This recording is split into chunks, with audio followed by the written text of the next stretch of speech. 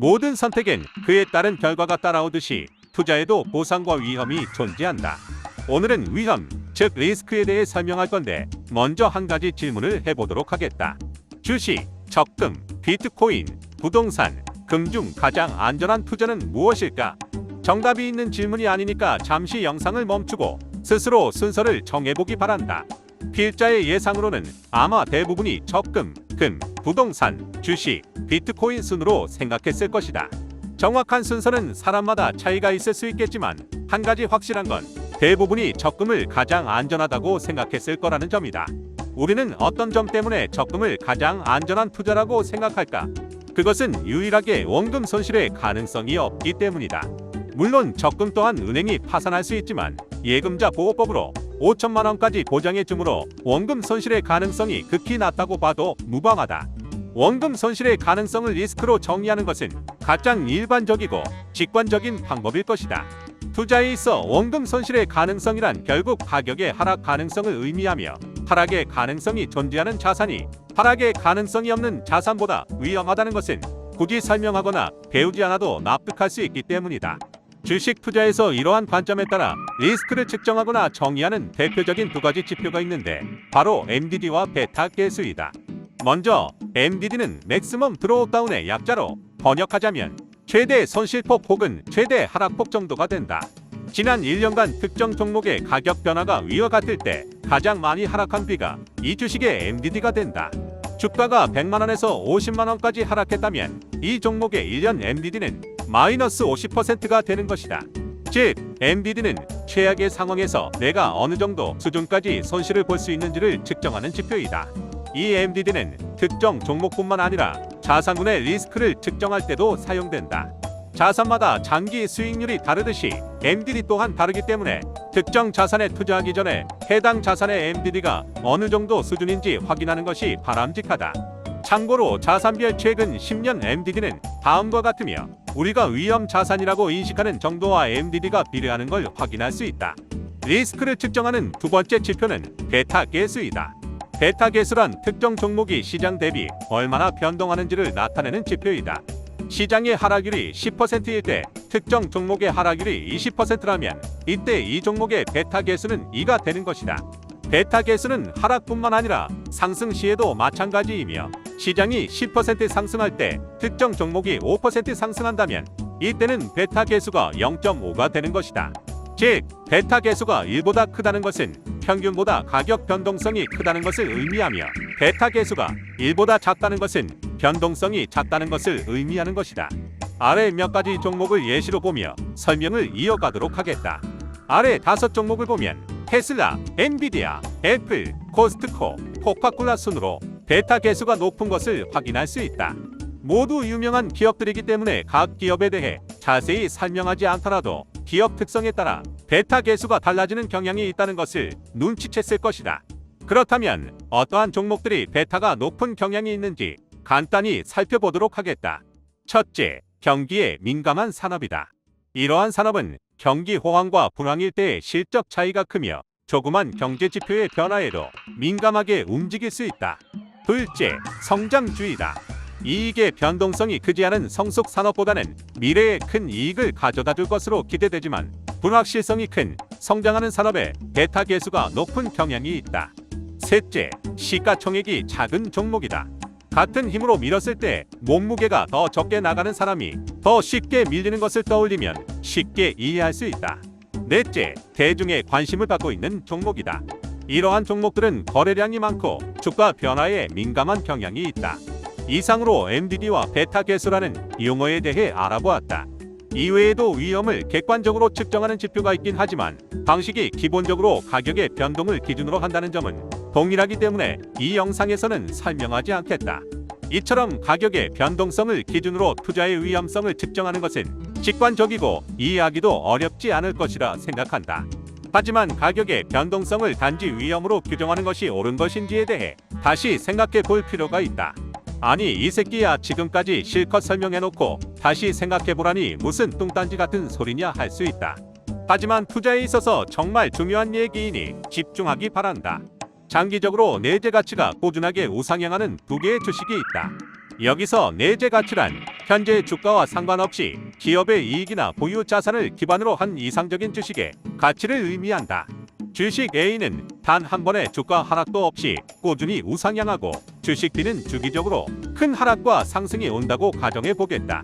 주가의 하락 가능성이나 변동성을 위험으로 간주한다면 A는 안전한 주식, B는 위험한 주식으로 보일 것이다. 하지만 A는 주가가 항상 내재 가치와 동일하게 움직이기 때문에 쉽게 말해서 싸게 살 기회가 생기지 않는다. 반면 B는 내재 가치에 비해 주가가 낮은 상황이 생기기 때문에 싸게 살 수 있는 기회가 온다. 인간은 완벽히 이성적이고 효율적인 존재가 아니기 때문에 자산의 가격은 끊임없이 내재 가치보다 비싸졌다가 싸졌다가를 반복한다. 그렇기 때문에 내가 투자한 자산에 대해 이해했으며 이 가격 하락에서 오는 심리적 변화를 다스릴 수 있다면 리스크로 간주되는 가격 변동은 반대로 기회가 될 수 있으며, 또한 내재 가치에 비해 가격이 크게 하락했을 때 매수하는 것은 오히려 리스크가 낮은 투자가 되는 것이다. 투자의 위험성을 자산의 가격이 아닌 자산 그 자체에 초점을 맞추고 정의할 수도 있다. 가격이라는 것은 결국 가치에 대한 사람들의 판단이 들어간 결과값이기 때문이다. 즉, 주가의 변동성과 상관없이 어떤 기업이 경쟁력을 잃거나 불안정한 재무 상태 등이 기업 자체가 가진 리스크라고 할 수 있다. 앞서 말한 엔비디아와 베타 개수가 낮은 종목이더라도 이와 같은 상황에서는 크게 손실을 볼 가능성이 존재한다. 지금까지의 설명을 정리해보자면 투자의 리스크는 주가의 변동에서 오는 리스크와 기업 자체에 대한 리스크가 있다고 할 수 있다. 그렇다면 투자의 리스크를 줄이는 방법은 무엇이 있을까? 먼저 가격 변동에서 오는 리스크를 줄이는 가장 확실하고 쉬운 방법은 분산 투자이다.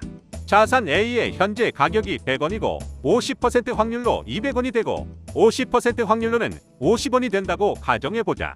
자산에 대한 기대값은 125원으로 투자를 하는 것이 이득이다. 하지만 문제는 50% 확률로 시드의 절반을 잃을 수도 있다는 것이다. 이럴 경우 똑같은 가격과 기대값을 가진 자산 B와 A의 시드를 반반 나눠서 투자한다고 가정해보자.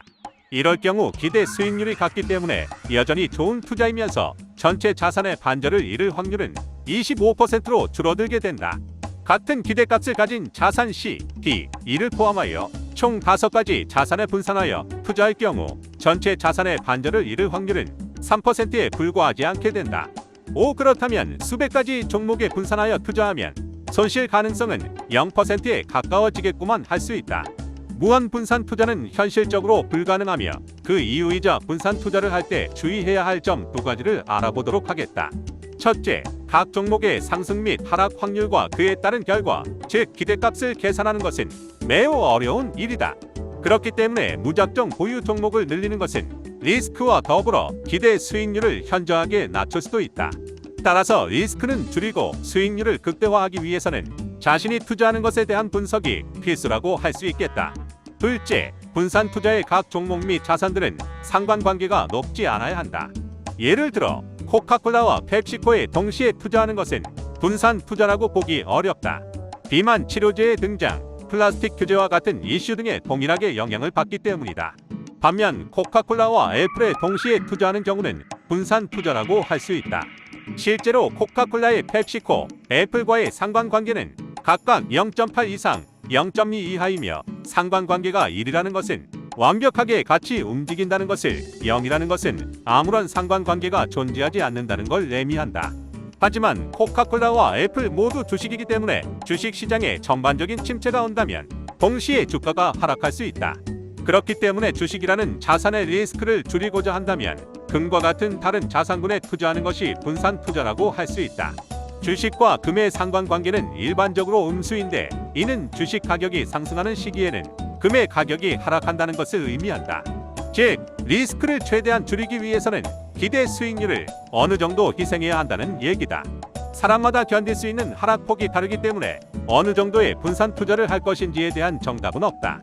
다음으로 기업 자체에 대한 리스크를 줄이는 방법은 결국 해당 기업에 대한 철저한 분석뿐이다.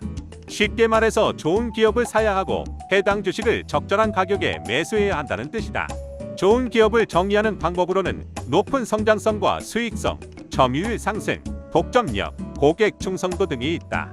적절한 가격이라는 것은 기업의 내재적 가치와 주가를 비교하여 최대한 낮은 가격에서 사야 한다는 것을 의미하며 이에 대해서는 다른 영상에서 좀 더 자세히 설명하도록 하겠다. 지금까지 주식 투자에 있어 두 가지 측면에서의 리스크와 그 리스크를 줄이는 방법에 대해 알아보았다. 리스크에 대한 이야기는 여기까지이며 마지막으로 한 가지만 더 이야기해 보도록 하겠다. 주식 투자를 시작하기 꺼려하는 분들의 이야기를 들어보면 가장 흔한 이유가 손실의 가능성 때문이다. 이제 투자와 관련된 가장 큰 리스크이자 리스크를 두 번째 영상 주제로 선정한 이유에 대해 이야기해 보도록 하겠다. 저번 영상에서 주식의 장기 수익률이 10% 정도 된다는 것을 알았을 것이다. 100만 원을 주식의 원금 손실 가능성이 두려워 안전한 적금에 투자한 사람과 리스크를 감내하고 주식에 투자한 사람의 장기적인 자산은 어떻게 달라질까? 처음에는 적금과 주식의 수익률에 큰 차이가 없지만 투자 기간이 길어질수록 점차 기하급수적으로 차이가 벌어지는 것을 확인할 수 있다. 하지만 물가 상승을 감안한 실질 수익률로 본다면 그 차이가 더 체감될 것이다. 지난 30년 평균 물가 상승률 2.5%로 계산했을 때 안전한 적금에 투자한 사람은 40년 동안 실질적으로 자산이 불과 2배 증가했을 뿐이다. 하지만 위험한 주식에 투자한 사람은 자산이 무려 30배 증가하였다. 이것이 필자가 설명하고자 하는 마지막 리스크이다. 즉, 리스크가 두려워 리스크를 전혀 감내하지 않는 것이 가장 큰 리스크인 것이다. 긴 영상 보느라 고생했어요.